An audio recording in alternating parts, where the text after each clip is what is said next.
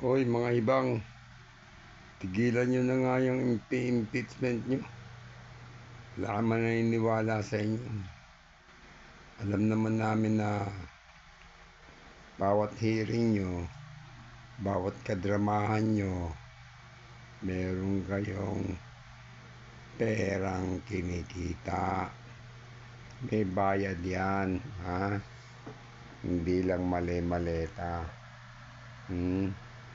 Meron pa kayong paper bag, ha? Wala naman sa impeachment ng problema eh. Ang problema, nasa maleta. Ha? Yan ang problema. Ang dami na nagsasabi, ha? Pati na rin si Marcos, pati na rin yung anak niya, nababanggit na, ha? Ng mga tagahatid ng maleta. Pati na nga rin si Recto. Supreme Court na nga nagsabi, isoli na yung pera ng PhilHealth. Mahiya naman kayo. Kung ano-ano pinagsasasabi nyo. May pa PhilHealth, mayroon pa kayong impeachment. Ito si Dilima, saka si Trillanes, parang nababaliw na rin. Natataranta na, takot na takot. Hindi malaman kung anong gagawin. Minasabi niya, pag ang mga Duterte nakabalik daw, giba ang Pilipinas. Hindi ba naman may tama din sa utak to? Vice President nga yan ngayon eh. Pag ikaw ang nakabalik, giba ang Pilipinas. Kasi bangag ka rin. Talo mo pa nga yung bangag eh. Parang wala ka na sa katinuan eh. Kahit na tumakbo ka pa ng, kahit barangay ang takbuhin mo, hindi ka mananalo.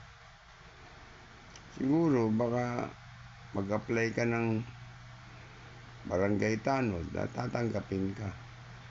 Kasi maangas din yung mukha mo eh. Bagay ka dyan sa barangay tanod, sa mga traffic aid, pwede ka dyan. Pero mamuno sa gobyerno, wala na. Sinisira mo kasi eh, imbis na magtrabaho ka ng maayos, ang ginagawa mo, siraan yung mga kapwa mo, kung ano-ano sinasabi mo.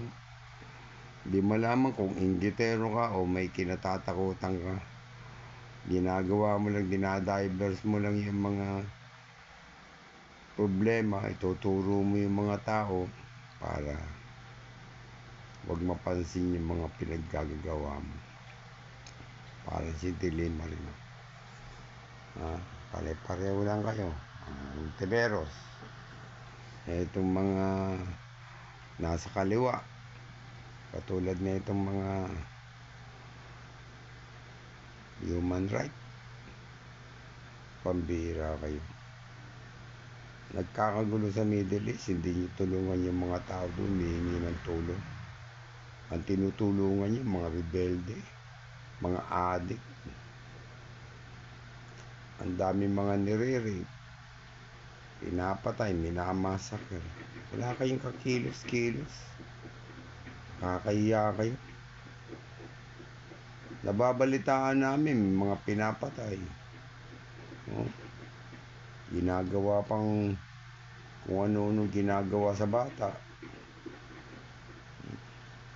Dinudurog. Pinuputulan ng kung ano-ano. Wala kayong abog-abog, wala kayong pakialam. Pero pag nabalitaan nyo, nahuli yung adik, galit na galit kayo. Katulad yung rebelde. Na nakuha dun sa inyo, pakawalan. Di ba naman mga siraang ulo? Tumigil na kayo. Wala man nangyayari sa pinaggagawa niyo. Wala namang kahinatnan yan pinaggagawa niyo. Ito, impeachment na impeachment. Ito sila tabingi. Kung ano-anong pinaggagawa, kung ano-anong pinagsasasabi. Pati ito si Labas Ipin. Wala rin kung ano-ano lang pinagsasabi. Para mga engot. Wala namang mangyayari sa pinagsasabi nyo. Alam mo yung mga tao, hindi niniwala sa inyo, naaasar. Pati kapitbahay nyo, nabibwisit sa inyo, hindi lang nagpapalata. Tingnan nyo yung mga kamag-anak nyo. Kung ano sinasabi ng mga kapitbahay nila. Wala kayong pakialam. Kasi, may pera. May pera sa maleta. At may pera, wala nang pakialam. Ganyan kayo. Naglabasan yung 18 sundalo. Sinabi nila, ito yung ebidensya namin. Yung mga maleta din-deliver namin kay ganito, kay ganun, kay ganito. Ayaw nyo pansinin. Ang pinapansin nyo, yung wala naman kayong ebidensya, impeachment. Pilit yung pinagtatakpan, impeachment. Kawawa naman ang taong bayan, nagmamahal ang bili, nagkakagulo na. Puro pa kayo, wala makalatoy-latoy yung pinagagawa nyo, magsilayas na nga kayo dyan. Palitan na lang kayo ng, mabuti pa, palitan na lang kayo ng barangay tanod, ng mga pangkaraniwang mamaya, mga magsasaka. Siguro, unlad pa tayo. Pero kung kayo, walang kaunlad-unlad, walang magagawa ang Pilipinas. Hindi uunlad. Walang kalatoy-latoy. Ito si Ontiveros, wala rin itong kwenta-kwenta eh. Gagawa ka ng mga, magbabayad ka ng mga tao, gagawa ka ng mga istorya. Para lang mapansin yung mga istorya mo, sisiraan mo yung kapwa mo, katulad yung nangyari sa Kingdom. Pananagutan nyo yan, kala nyo. Hindi lahat ng panahon sa inyo. Malapit na yung panahon na pananagutan nyo yan. Hindi papayag ang taong bayan